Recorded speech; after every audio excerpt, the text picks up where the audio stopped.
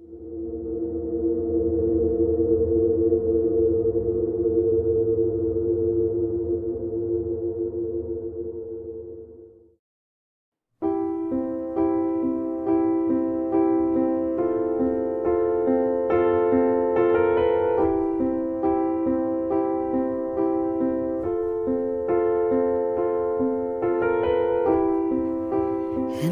there's no heaven. It's easy if you try. No hell below us. Above us, only sky. Imagine all the people living for today.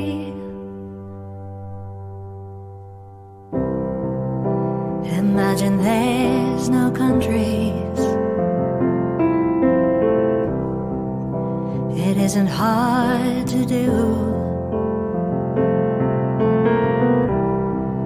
Nothing to kill or die for. And no religion too. Imagine all the people living life in peace. You may say I'm a dreamer, but I'm not the only one. I hope someday you'll join us,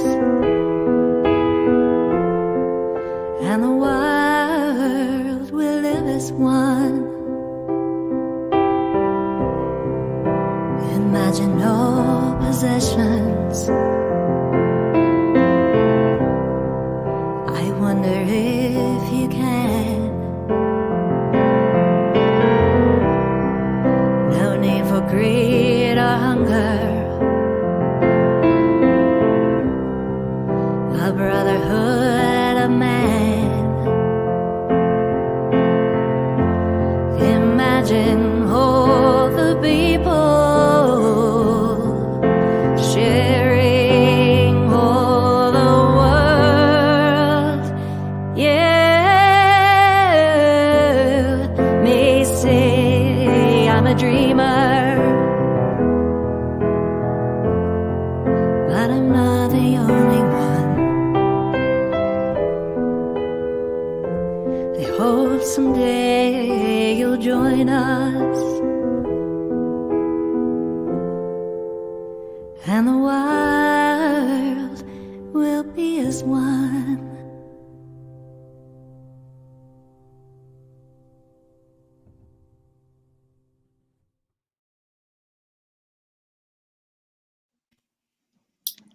Good morning. Good morning. Good morning. Look at all the people watching live and commenting. No. It's so fabulous. Welcome in, everybody. It's so wonderful to see everyone. We've made it to Thursday. We have. We have. Oh, I'm so thrilled to be on this broadcast and sharing space with Lisa and Kate. And I'm seeing a lot of friendly faces and names on the comment stream. So I just wanted to say a quick thank you to everybody who's tuning in live. And yeah, why don't we go around and introduce ourselves? Lisa, do you want to start? Sure, I will. And yes, welcome everybody. And hi to all of the new faces and also familiar ones. And please, please, please share where you're from. Share your thoughts and prayers for our world. I think let's get that rolling in the comment section for sure. And my name is Lisa Gunshore. I'm a multi-generational psychic medium, channel, and author. And I am just thrilled to be here both with Dallisa and Kate. And that's all I'm going to say right now, I think. That's enough. Perfect. Yeah. Lisa and I have been talking every day for the last probably 10 days, and we decided that we needed to come together and do this broadcast. And then we'll also share details about our next broadcast before the end of today's live stream. But I'm Dallisa Hocking. I'm a 5th generation psychic medium. I'm currently living in Las Vegas, and you can see all of my beautiful moving boxes behind me. I received the download and message very strongly for this year that I need to be flexible. And so I am doing that. I know to trust guidance.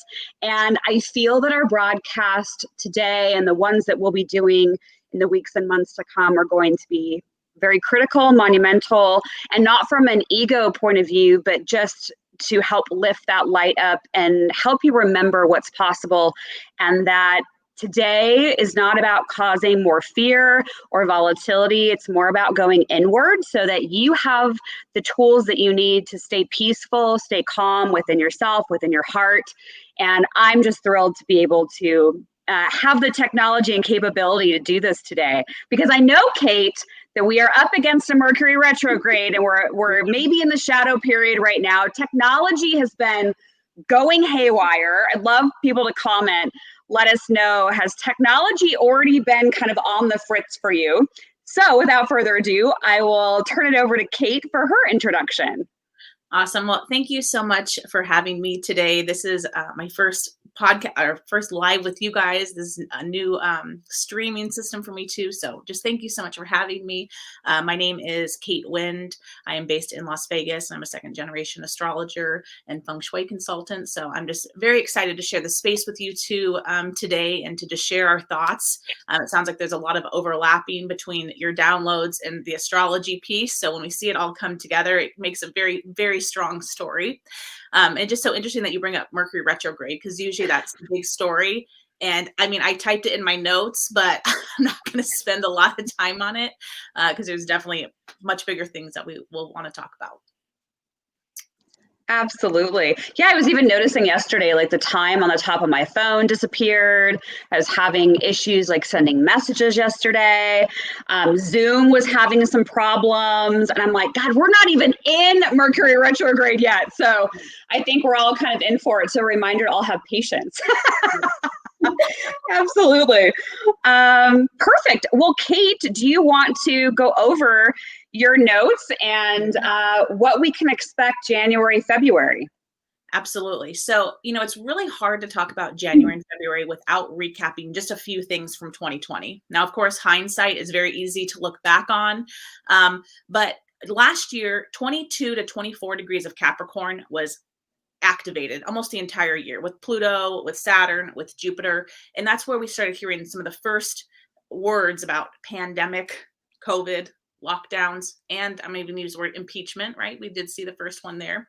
And so that energy did come back this week with the new moon. So we had the new moon 2 days ago now, right, on the 12th, and it sat right there at that 23 degrees of Capricorn, which we saw activated all of last week. So it is interesting that almost to the day, we're seeing the second impeachment come through. It's the same storyline. But we might be obviously fearing the idea of, are there more lockdowns to come? Because it's sounding like the same rhetoric that we had last year. And, I know new moon ceremonies, rituals have become very popular. But this one this week, I feel like felt a little bit differently. And I just wanted to say we don't have to manifest at every new moon or every full moon. It's okay just to go within and do some self-care instead of feeling like I have to put intentions out, because there is so much going on. So with that, let's talk about Mars. And again, this is a little bit of 2020 coming into 2021, but Mars only typically spends 6 weeks in each sign. Okay. And here we saw Mars spend 6 months in the sign of Aries. Now, even just knowing very little about astrology, you probably know Mars is that red planet. My Aries friends are maybe a little bit more assertive, maybe more go-getters. There's a drive there. And so when we see those two together, it becomes really strong. Now, Mercury retrograde, of course, gets all of the spotlight, I'll say, when it comes to retrogrades, but all planets retrograde. So we had Mars, this fiery planet, in the fiery sign, and it retrograded. And it, for a client, one-on-one, I would say, oh, maybe lay low, don't put the action out there because it probably will go awry. It probably won't go the way that you did. And I think that maybe that's what happened on a much larger level. There was a lot of us that were angry, we were upset, and we held it in, right? We saw that right over the election, and then it went direct. And again, if it was a client, I'd be saying, okay, start planning. What are you going to do? What are you going to do? And it sounds like that's what people started doing behind the scenes, right? We started planning, and it was on the last day of Mars in Aries, at 29 degrees, at that anaretic degree, that we saw the attack on the Capitol. It was all this built up anger, action, ego, aggression, weapons coming out all out on that last degree. And in astrology, we take that 29 degrees very seriously in any sign. So, kind of going forward, I would tell people don't pent up that Aries, that Mars in Aries, because it can come out very volatile on the larger scale. And I think, learning astrology through the way that it's played out gives you a much bigger picture of things, right? We don't see those things necessarily happening in our daily lives, but to be able to see it play out on a much larger scale, it gives us so much language and examples as astrologers to move forward with on how the energy can really play out on the lowest octaves.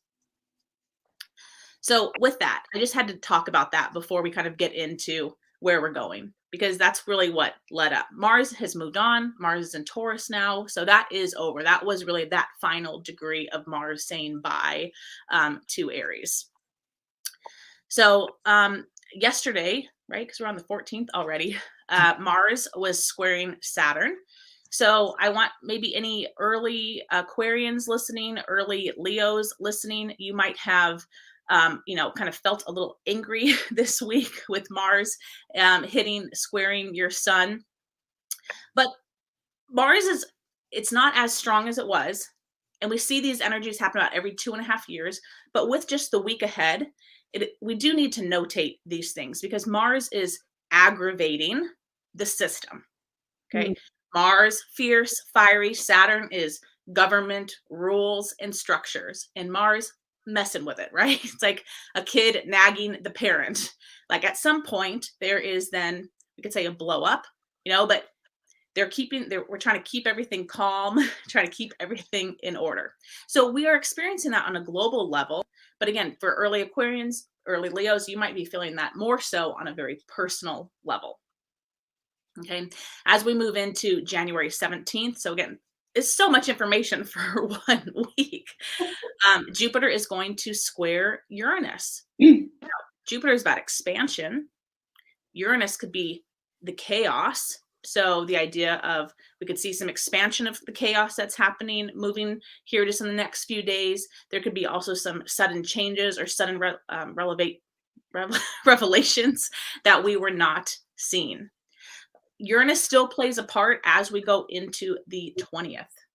So that, of course, is Inauguration Day, and that's where that's a little worrisome. Again, we see it every 2.5 years. So if this was 2.5 years ago, I might not be making as big of a deal of it, but we have to be looking at the backdrop of what's already happening, right? Tensions are already high. It already is an important day on our calendar.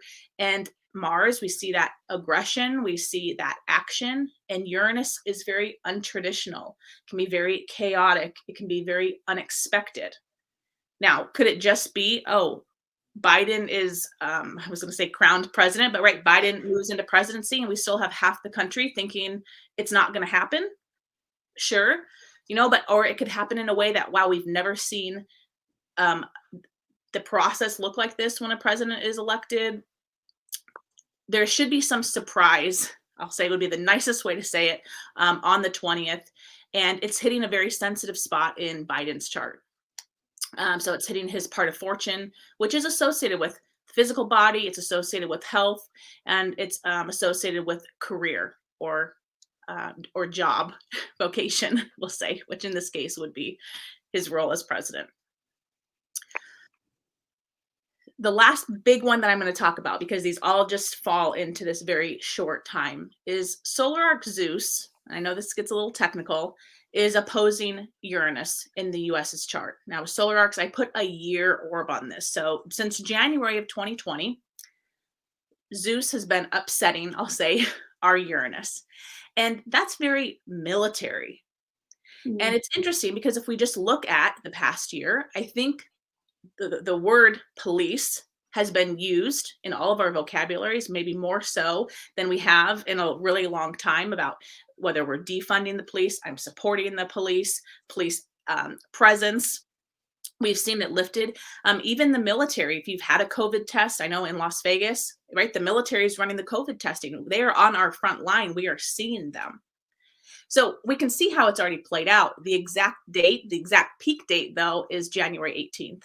And that can just be a little, obviously, concerning. I think we're already seeing it. I don't have the news, so I really try to stay out of what is happening on a day-to-day just to protect myself and my energy. But, I've already seen a couple pictures come through that I think the military is like sleeping on the grounds, if I'm not mistaken, of the Capitol. Don't quote me on that, but that's what the pictures appeared to be. So I would think that there would be a much greater military or police presence this week. And then, of course, that Mercury retrograde then comes into play on the 30th, which I'm like, how are we going to segue into that? But just when we're talking about just some of the points in January, we will lead out with Mercury retrograde in Aquarius. So I would say find out where Aquarius is in your chart and how it might affect you. Obviously, it affects us all, but some of us, it affects us on a more personal level, and that could be because it's activating some of those personal planets in your chart. As we move into February, I just have maybe one big thing to say about February. But when we get to February, Pluto will be moving forward one more degree. Pluto moves very, very slowly, and it will finally put Pluto within 1 degree of our natal Pluto, which we consider our Pluto return. So as individuals, we experience our Saturn return. That's spoken about a lot because that happens every 29 years.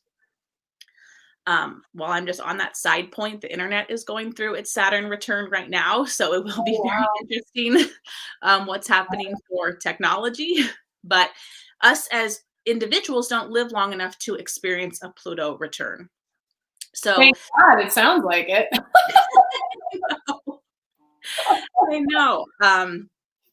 So we will see the United States go through that. Now, is it going to happen exactly on the date, February of next year? No, we're feeling it, right? Because there's 360 degrees and it's within, right, like 2 degrees right now, 1 degree as of next month. And that's like me saying, hey, I'm in my car, I'm on my way over to you. Right? I'm not there yet, but you're feeling me. Like you're getting your house ready. You're fluffing the pillows. You're like, okay, I'm prepared for you. Or maybe you've done already the work. You've cleaned up the house in preparation of me arriving. So, Pluto, we're rewriting our story. That's really what we're doing right now. We're bringing things to the surface. We're having uncomfortable conversations, and we are truly witnessing history in regards to how the United States will move forward. And the people, Kate, that don't maybe understand a lot about astrology, what would a Pluto return mean for the United States? Like, what does that energy of Pluto represent? Absolutely. So Pluto is a rebirthing energy, and it's the idea of before and after. So when I see clients go through it, I'm saying, wow, you're going to be very compatible with messy subjects, messy projects, renovation, construction, coming out with a new name. You feel like your whole life has gone through a makeover. Like a transformation is a very nice way, a rebirth. But we really come out the other side different. It's like going into a changing room with our old clothes and then coming out, we're in a new outfit. So when we look at our Pluto in particular in our chart of what that's activating, it's a reprogramming. And there's a power, like there's a power struggle, I'll say, between the old way and the new way. And again, we're seeing it already, right? We're seeing conversations around what does Thanksgiving actually mean? right? How did that come? Like, we are diving into our history, and we are truly already starting to rewrite that narrative, by giving more voices to people of color. Like, we are going back to some of the things that we did wrong, right? And we're having to move forward then and address some of these maybe not as stable ideologies that we were built on. Well, and that's interesting and aligns also with, coming into this age or this time of Aquarius and the systems dismantling, Yes. it's all systems, the financial systems, the government systems, the healthcare systems, which I think is being challenged, with this pandemic we've been experiencing. So it really, astrology fascinates me, but it really speaks to, the structures that have been built and these systems that have been built have not built to last. And now it's time to tear that down and focus on collaboration with one another, versus, hierarchy structures, I feel. So. Absolutely. And I'm going to give a simple example, and I hope this makes sense, because I'm a feng shui consultant as well. Okay. But think about when you move into your house and you put the Tupperware in this cabinet, and you put your glasses in this cabinet, and you put your silverware in this cabinet. We do that and we kind of think, okay, that's a done deal. That's how it's going to look until I leave this house. And that's kind of what we've done. We put these structures in place, and then we think, okay, that's forever going to work. So I'm telling people to prepare yourself for change. Part of the larger story of 2021 is Saturn and Uranus making these harsh squares all year. And we'll get it 3 times. Saturn's very traditional. It's our government. It's our laws. It's our rules. And Uranus is like, hey, let's be free. Let's think outside of the box. And so to prepare you for it, even something as simple as going into your kitchen and switching things around to start unprogramming your body in preparation for these larger changes that we're going to see in the US. And I know that might sound very silly, that idea, but we get so used to structures and think, okay, this is going to be forever, even when it's no longer working for us. Right. Do you see anything, Kate, in the astrology that points to the censorship issue, or people on social media saying, I'm going to go ahead and find a different way of doing this? Because it feels like there are some people that maybe will stay in that tradition of social media and connecting through social media, while others are feeling a pull away from it. So is there anything, I know Mercury retrograde, we get that all the time, but on a bigger planetary overview of this, do you see where some of those old ways of communicating could be disintegrating as well? So that's very interesting. I'm trying to think if I have a great example about it. Saturn and Aquarius. Aquarius is an air sign. So a lot of times we think it's a water sign, right? It's air. And so I was talking about this March of last year. The airspace is going to become more valuable. Now, when I was saying this in March of last year, I didn't realize, because all year we were going to say, stay 6 feet apart. I need my space. I need my own air to breathe, right? That was the narrative that was the narrative all of 2020. I do think that apps that are more just voice-based will become more popular. So I don't know if you're familiar with Clubhouse, which is something rather new, but it doesn't use pictures. It doesn't allow people to just hit share. And right, that's what's going on right now with the apps that we have, is you can easily just share someone else's words or voice, whether it's true or not. Mm-hmm. And if you actually had to regurgitate what you read, could you? So it's like people that might not even understand what they're reading are able to share this information. Whereas if we go to more voice-based apps, you have to be able to articulate what you're saying. And that will get rid of some of this ability to mass share things that are true or not. So I do think that apps are going to pick up on that and go to a more air-based, voice-based way of sharing things. Interesting. I kind of answered your question, kind of not. I just thought that's an example of, I do think that that's how we will be able to continue to share information, but in a different way than we have been. Kate, that's interesting. So one of the visions I had in like November of 2019 was I saw that air travel was going to become unsafe or diminished. Same thing you're talking about. And what I see long term, and I still have this vision. So what I see long term really over the next, I'd say the next decade or so, is that planes are like air travel is newer, faster, higher.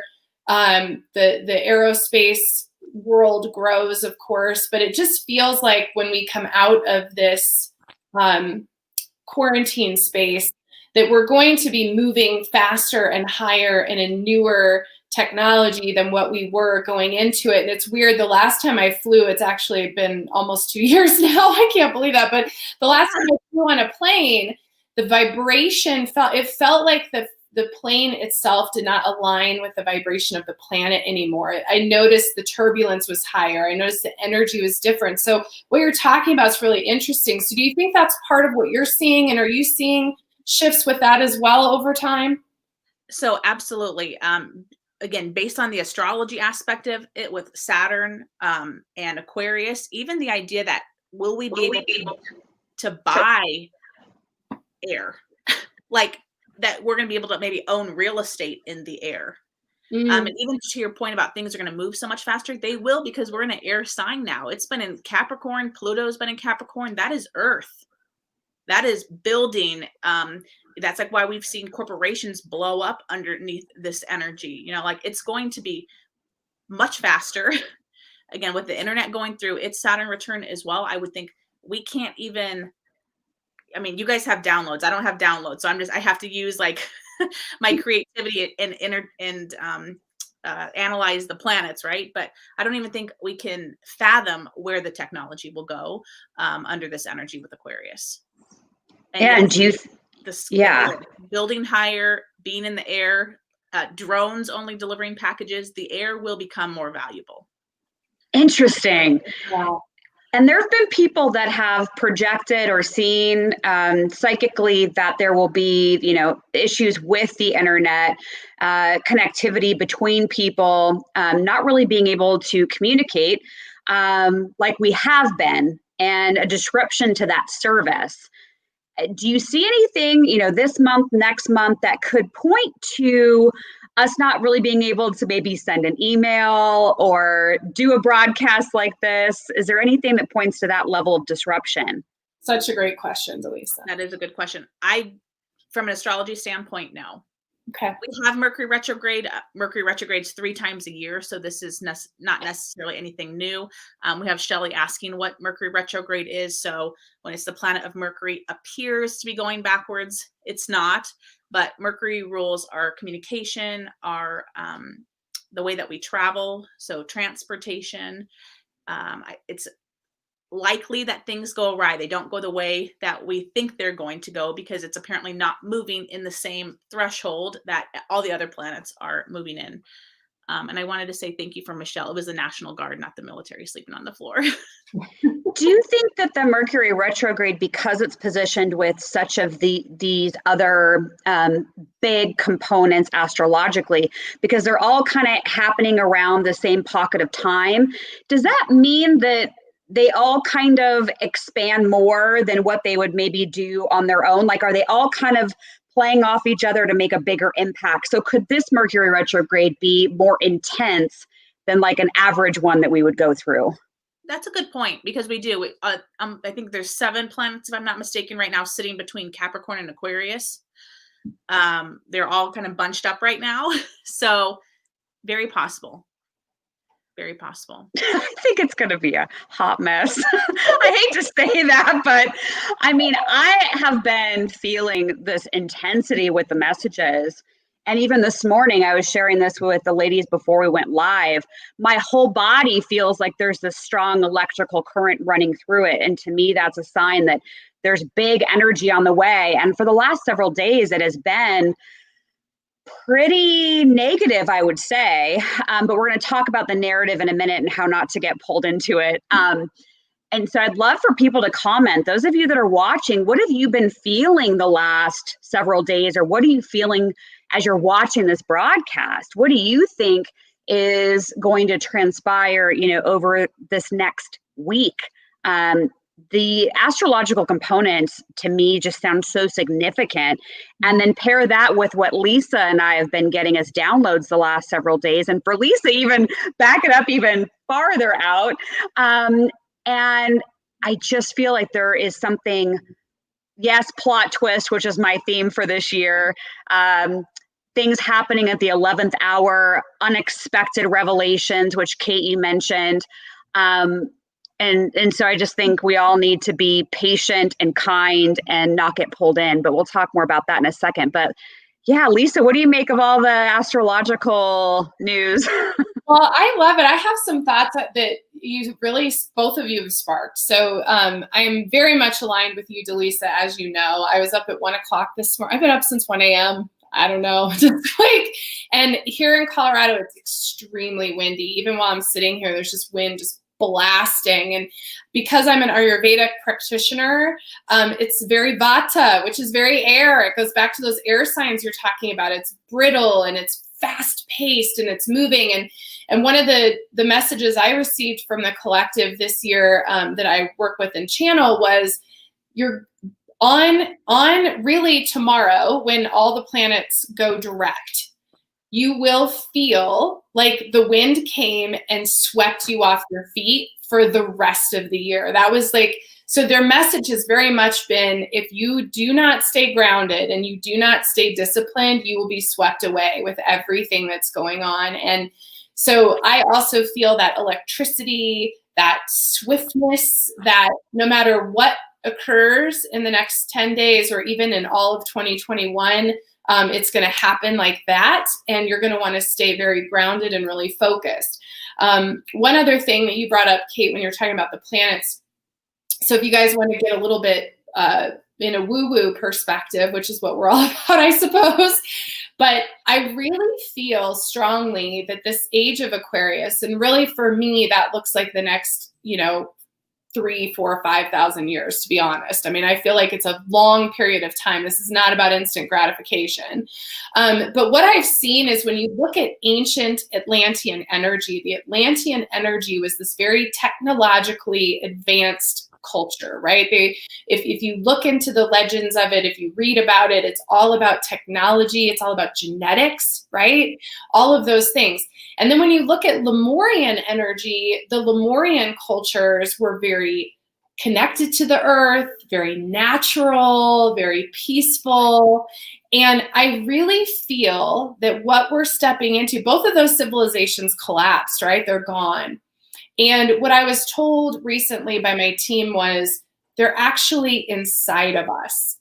And this is now the merging of advanced technology, epigenetics, genome analysis, our internet, our health, our communication, our space travel, all of that connecting with the natural, healing, earthbound energy. So it's the connection of Atlantean and Lemurian energies together, and we're meant to come through it. I really don't feel like we're not going to come through it.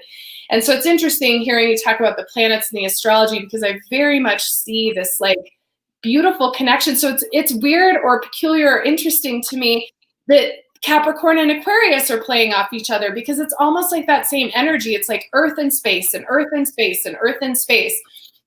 And the one thing that I want to say is, one thing they teach in Ayurveda, when you have lots of earth and lots of air, you tend to get dried dirt, right? Dry, brittle, cracked dirt. And so lubrication is the key. And so on the physical body, that looks like oiling the body and ingesting oils and that kind of thing.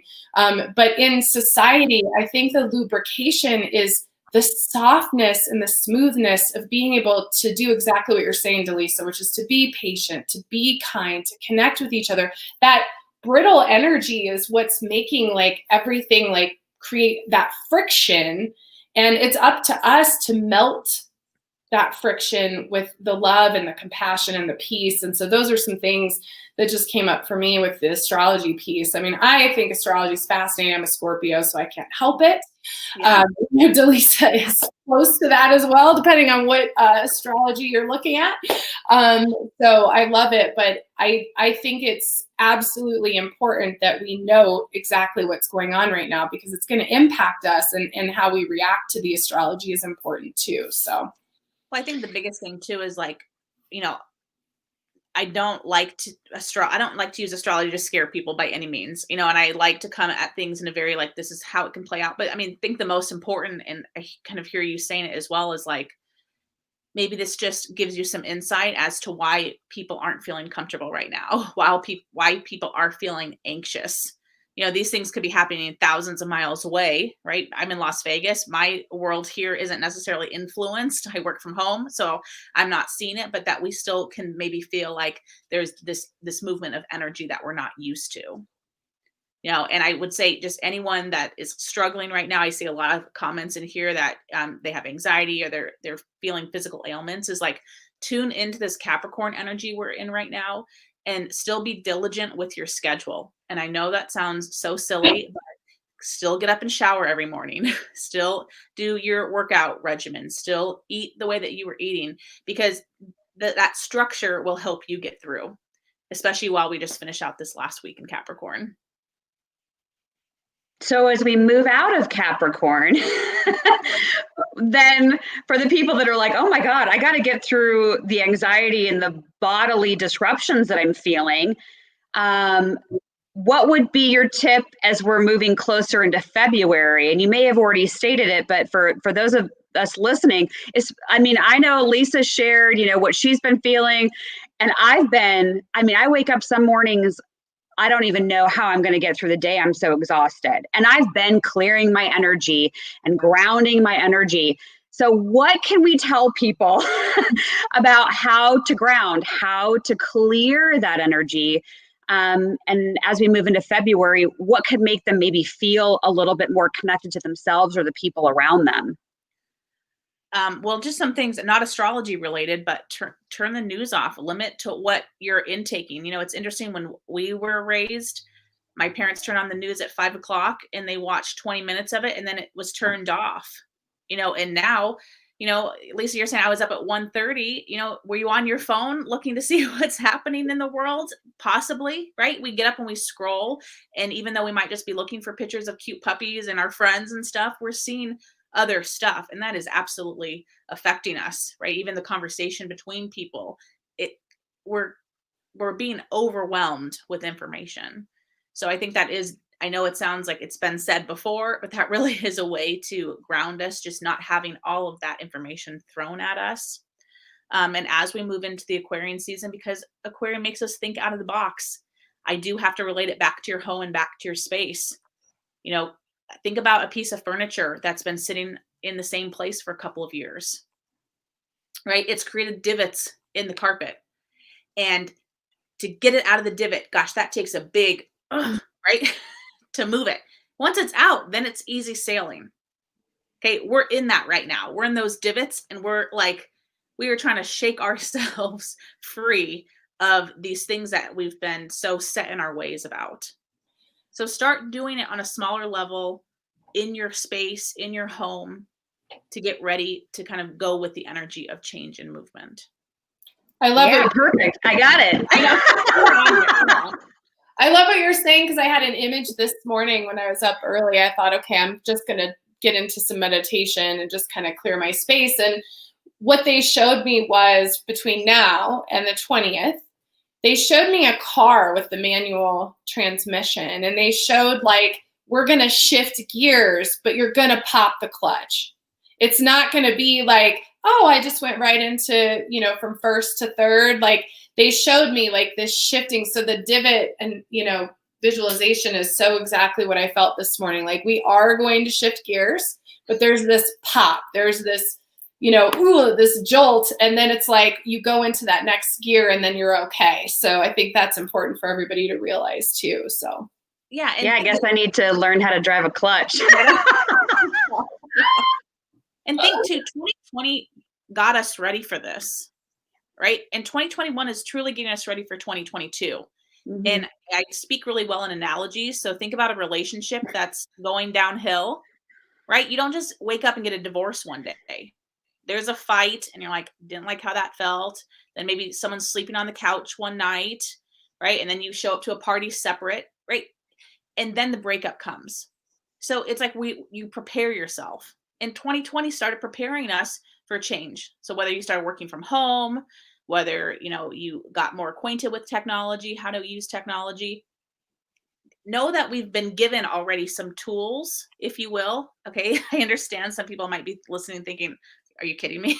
But like 2020 gave us some tools already to handle what we're about to experience. So Kate, you can't just drop a little nugget about 2022 and keep everyone in suspense. Oh yeah. So I know we're in January of 2021. I know. But I know the volatility that's going to happen this year. I felt it. I know it. And it's getting us to where we're going. But where are we going astrologically? Just give us like a little sneak preview of 2022. Yeah. The 2022 story is our Pluto return. That's truly what I'm talking about, is that we go through then that Pluto return. The rebirth. But it's we're getting ready for it. It's not just going to happen on one day. I hope not. I know. Yeah. It's like the Empress card in tarot. That's what they're showing me in my mind's eye, is like the Empress card of like the rebirth and birthing something new. And that's a really powerful card. But yeah, I think, as I've said before, if you're doing your work and you're doing the healing within yourself, you're not getting pulled into the narrative. You're, as somebody graciously commented with, you're feeling more and thinking less. Like if you're doing that work and being conscious about it and really trying to be a connector and a collaborator in a beautiful, loving way, I think the next couple of years will be this beautiful unfolding for you, and you'll see what's going on a bigger scale. But if you're not doing the work and you're not looking at it and you're getting pulled in and you're feeling divisive, I think these next couple of years could be brutal. I've seen that it's not just 2020, not just 2021. For me, it feels like it's really going to go for probably the next 4 or 5 years. Yeah, I mean, because then eventually we're going to see Pluto move into Aquarius. That's a whole other story. Kate! I just think, though, there's so much going on that to start talking about these things so far out, because if I say it now, right, that sounds super scary, but we don't know where we're going to be at the end of this year. In this year for us, I mean, I'm going to say we're going to look like we're upsetting kind of the family unit that we've had. I think other countries, I'm sure they already are, but like looking into us, and we're going to look really rebellious. Yeah. We're not going to be playing that stereotypical role that people have always seen us as. That's progressing the sun of just the United States and seeing where is the sun sitting right now that we've progressed it. We'll be ignoring tradition. We'll be unconventional. Wow. It sounds like a party. I'm ready. I'm excited about it. I'm an Aquarius though, so I'm like, bring it on. I'm looking forward to it. I know there's going to be things that happen like they do every single day that are going to be hurtful, are going to be volatile, they're going to cause disruption. We know that, but that happens all the time. I think this is a grand opportunity for each and every one of us to pull out anything that's been triggering us and look at it and invite it in and say, why is this bothering me? Okay, it's fear. What am I afraid of? Okay, and clear that and have a discussion around it, because I think we all came here to this very difficult advanced Earth school to say, how am I going to learn? How am I going to grow? How am I going to expand this? And you're in school, folks. Yeah. And yes, we're getting ready for finals week. Projects are due. Like, dig in, like, get it done. The more you resist this, the more that you decide, I'm just going to put my blindfold up. I'm not going to look at this stuff. I'm just going to get through it. I'll be fine. You're in for a rude awakening. And I don't say that to cause you individual fear or panic, but it's like, you're here to learn. Let's do this. I agree. And I want to throw in too, I think the whole world knows that there are two very separate narratives that folks are following at this time. And I want to reiterate what Kate said about expect the unexpected, and Dallisa as well. And Dallisa and I have talked about this a lot this week. I feel like, Yeah. whether it's this particular time where there's different narratives happening, or it's within your own family unit that has different realities, right? Kids have divorced parents and they think mom did this and dad did this, but they just don't know, right? Like they're filling in the blanks. And I do believe, and have said this for a year, this is everyone's awakening. And it is not one group that's going to be unexpected and another group not. This is everyone's unexpected astrological moment. So it's so important to stay out of judgment, to stay out of the divisive conversations, to look at the conflicts that lie within yourself and focus on that, and to stay out of what's happening, because I encourage and invite everyone to get in their little magical hot air balloon and rise up to about outer space and look across the planet, because this is so much bigger than the political narrative that's happening in the United States. There are so many of you in this chat right now that are not even in the United States and are going to be going through your own country's experiences, elections, protests, all of these things. And so this is the time to just put all that aside, really. I mean, really. And just be open and be ready for what's coming, and to not try to figure it out. I'm highly analytical, and so is my husband. I think, Dallisa, you know, I am highly analytical by this point in time. It is super fun to pick everything apart and decide what is your truth. But don't let it hook you into an outcome. Don't let it hook you into a conflict or a difficult conversation. If you're angry, if you're exhausted, if you're frustrated, if you're sick, you have to stop and ask yourself, what are you taking on? And don't let it in. Don't let it in. I had a call to action this morning. It's like, I'm just simply not going to let angry, divisive energy in. I want to hold the space of compassion and nonviolence. So just keep that in mind, because I do think, and I think Dallisa and I are on the same page, this is the 11th hour. Expect the unexpected.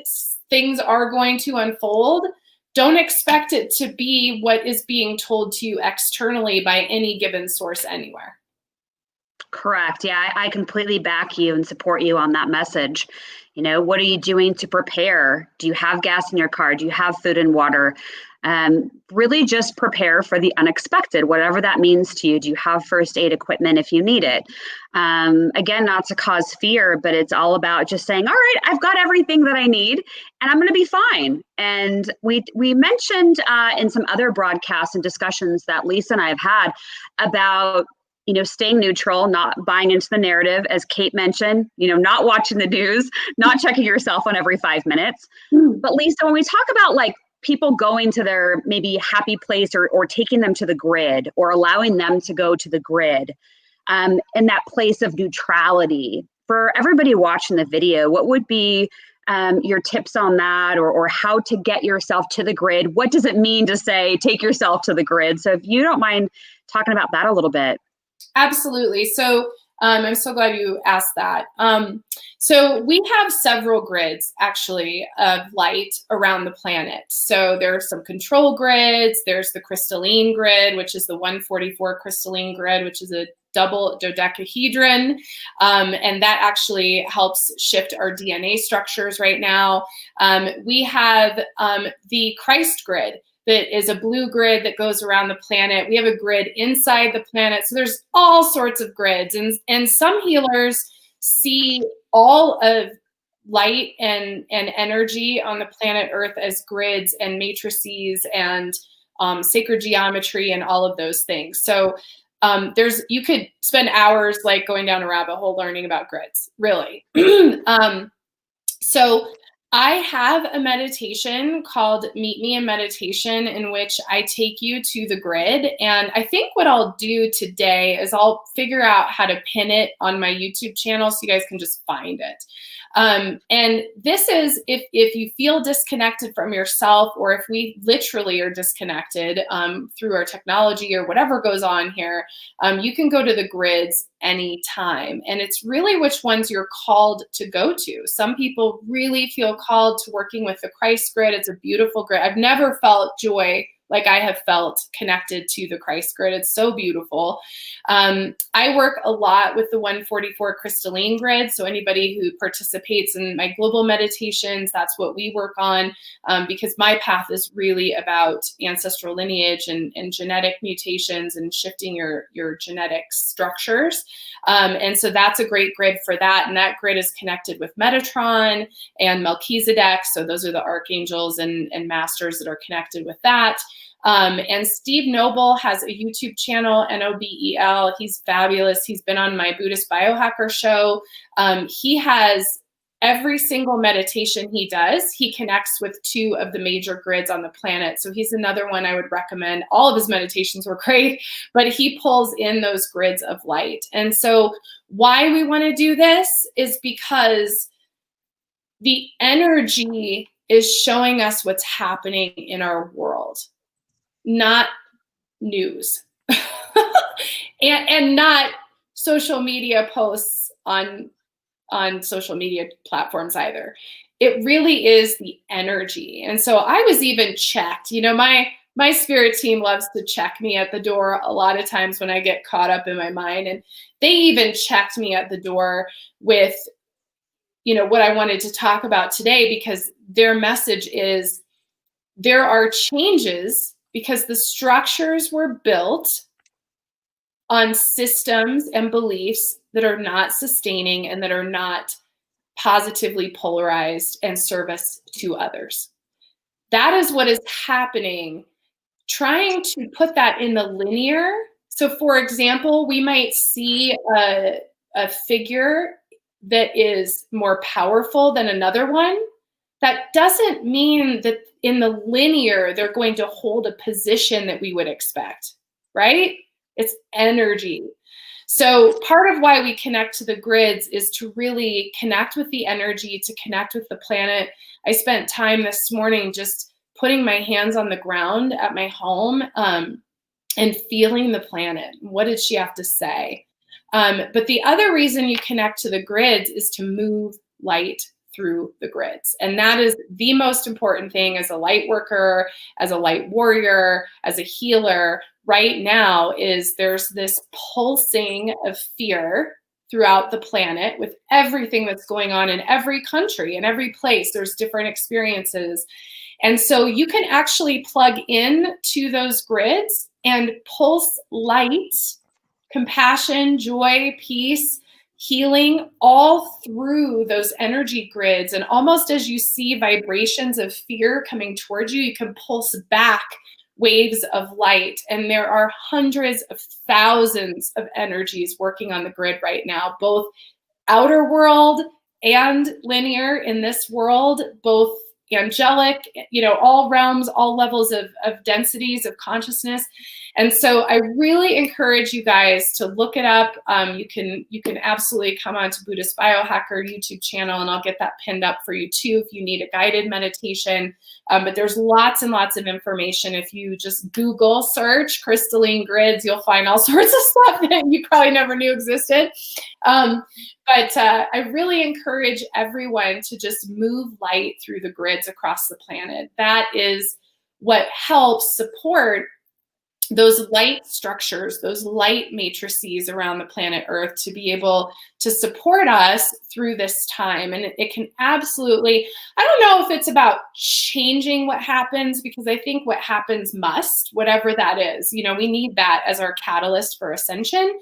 But it is about supporting everyone who's going through hard times. I think we've lost like 30,000 lives just since January 1st, I think, is what they're saying. And as a medium, and I know Dallisa is too, we felt that heaviness. We felt that. I think, Dallisa, you were talking the other day about just this wet blanket, and it made me think this morning, that kind of hit me. I was like, that's this energy of this collective loss and this collective grief. So you can actually work as a death doula. You can work with the energies of the grid to move that space as well for the people that are grieving loss of loved ones, or for loved ones who didn't get to say goodbye.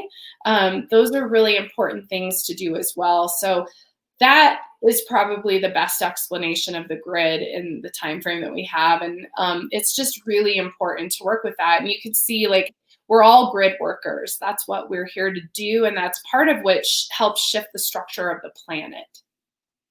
No, beautiful. Thank you for that explanation. So Buddhist Biohacker is the YouTube channel that you want to look up to make sure to see Lisa's videos and that meditation video that you're going to pin. So make sure you go check that out. Yeah, I might not be very popular with some people for saying this, but again, I'm going to reiterate something that we've talked about during today's broadcast. If you are watching the news, if you are on social media and you feel agitated, angry, filled with rage, filled with blame, shame, whatever the energy is that's coming up, that is yours. And nobody else can make you feel anything. So one lesson I think that's going to become more and more prominent as we move through this year and the next few years is, how are you taking accountability for yourself, your emotions, and your actions? It's a choice. And your goal that we're giving you, your homework assignment for finals week, is how can you get yourself more neutral? How can you get in the middle and work on all the things that are coming up that need to be healed? So, but I know we've had a lot of people tuning in today. I want to give everybody an opportunity. If you have any final questions, go ahead and post them in the comments. Just we'll see your comment, and we have a few minutes left so we can weigh in on those. As you're posting your questions or any final comments on today's live broadcast, we want to mention a couple things. We're going to tell you where you can find each of us. We want to mention that we are going to, Lisa and I, be back together on Inauguration Day for the United States on the 20th. And we're going to do the broadcast at 10:11 a.m. Pacific, 11:11 Mountain Time, 12:11 Central Time, and 1:11 Eastern Time. And we will be circulating the links shortly to sign up and set your reminder for that broadcast. We are going to be joined by the woman whose voice you heard at the beginning of this broadcast today, Mary Lydia Ryan. She's going to be sharing her talents with us. Colleen McMillan will be sharing her talents with us. So we're going to have sound healing as a part of that broadcast. So put it on your calendar now. We encourage you to share it with your friends, your family, your coworkers. It's really just a call for us collectively to come together to send out those beautiful energetic properties and prayers and intentions on that day, which Kate has shared is going to be incredibly important astrologically. So we hope that you'll join us back for that. And then Lisa, do you want to talk about what you're doing as an initiative this Saturday? Yes, I'd love to. So Buddhist Biohacker has taken a stand against violence. I had a powerful lucid dream last April with Gandhi. Didn't really know, I mean, I know who Gandhi is, but I ended up doing some research and really felt the strong call to action to take a stand against violence. And violence right now is both physical and verbal and emotional. And so it's really important that we hold space for peace. So I have a couple things. One is, one of the things that we did at Buddhist Biohacker is we have a gold ribbon. Where's my nut? A gold ribbon that we're asking everybody to wear all the time in support of compassion, generating bodhicitta, and nonviolence. I have a ton of these.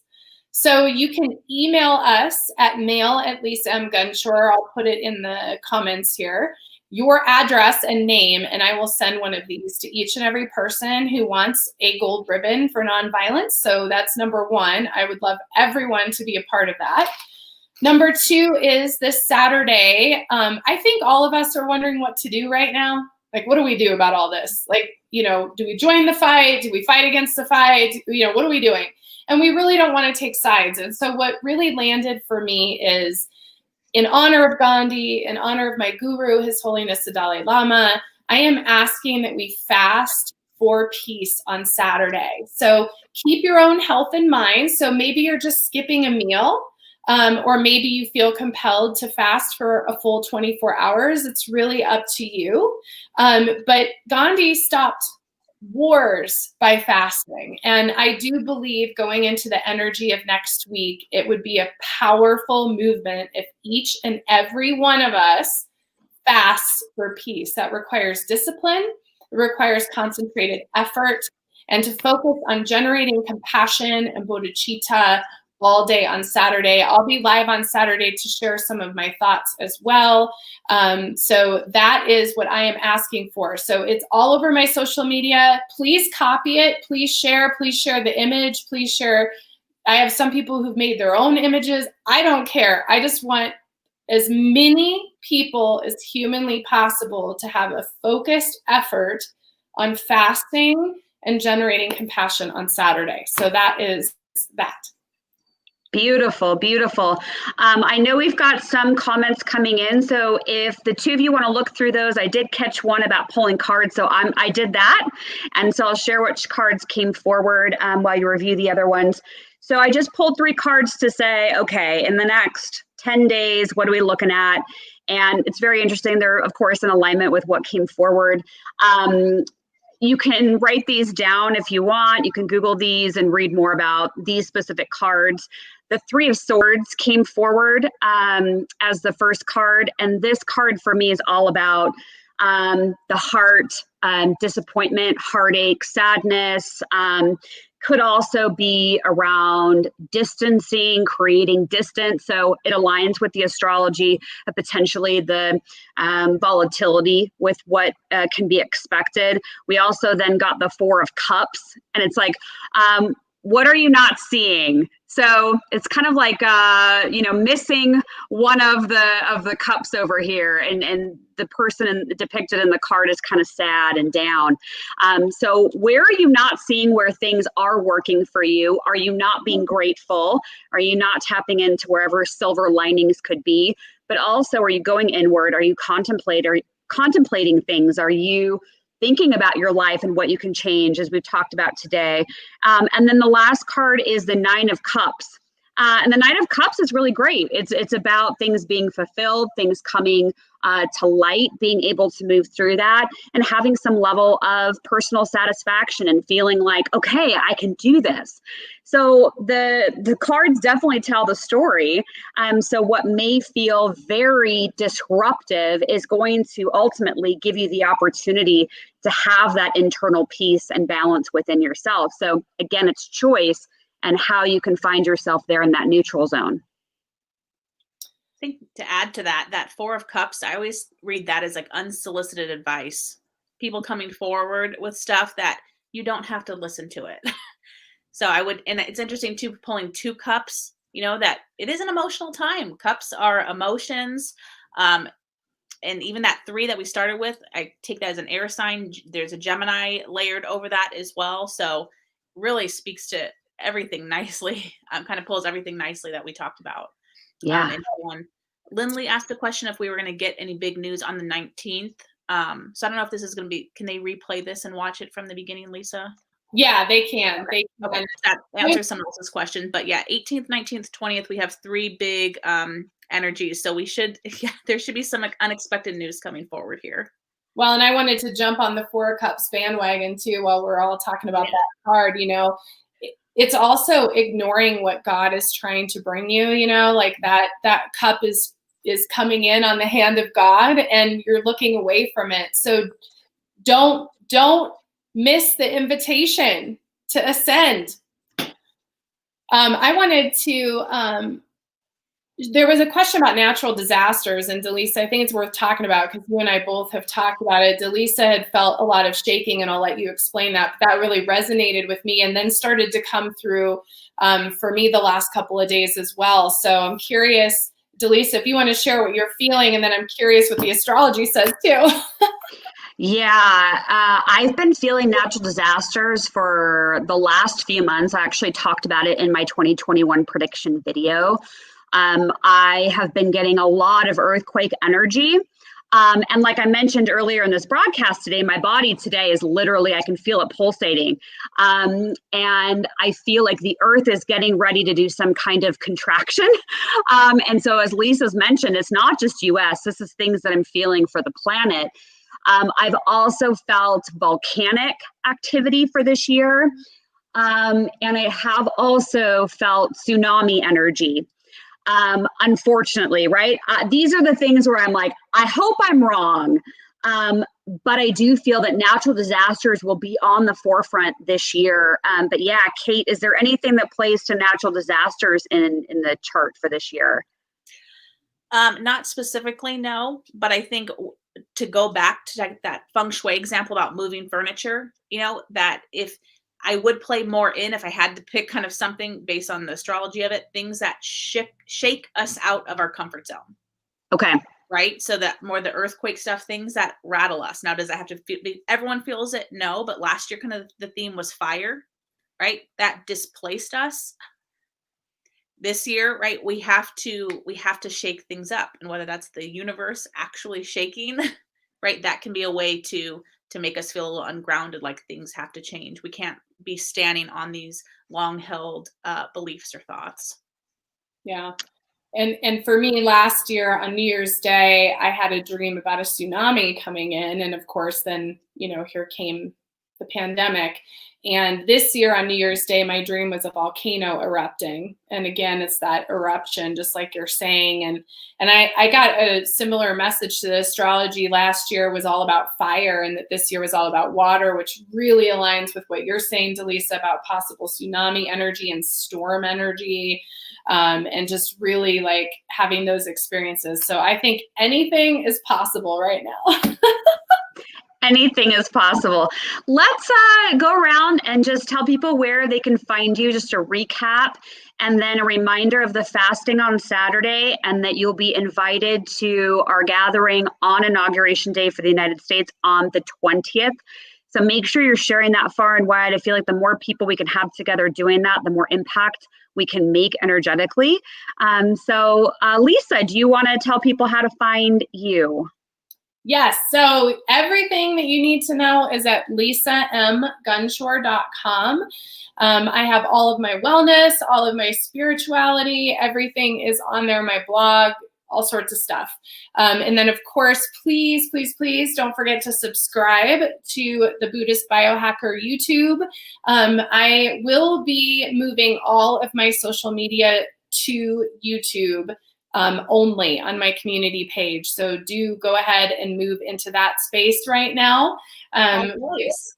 What? Love it. All voice, right? Yeah. YouTube voice. It's not pictures. It's not very aligned. I love it. Yes. I've got this little Atlantean dude who keeps me on the up and up. And in relation to that, I am launching my own community platform very soon, like 2 weeks coming. So please get onto my YouTube channel, join the community page. Announcements are coming out as soon as today. And stay tuned. We will have a spiritual community with an emphasis on nonviolence and creative, conscious collaboration to be able to leave the narrative that is out there right now. So that's where you can find me, lisamgunshore.com. Perfect. And Kate? Yep. You can find me at KateWind.com. That would have all my links then to my social media and a podcast that I run with my mom. So Mom and Me Astrology can be found on your favorite podcast. And if you just want to go right to the social, it'd be _Kate Wind. Perfect. Yeah, you can find what I'm doing over at Spirit and spelled out Spirit and Spark.com. My YouTube channel is Spirit and Spark TV. I'd love for you to so you can tell I'm tired. Subscribe over there on Spirit and Spark TV. And then I have a private members only community called the Spark Plug, and we do lots of member only content and stuff like that. So love to catch everybody over there, and we hope to see everybody over on the 20th as well. So thank you to all my lovely co-hosts, Kate and Lisa, and everybody in the audience today. Thank you for joining us. I trust you got something out of this, and we'll see you again soon. Thank you. Thank you, guys. Thank you, Dallisa. Thank you, Kate. Thank you, everyone in our community. Let's do it. Let's do it. Let's Put out there. Yes, we're ready. We're ready. Bye, everybody. Bye.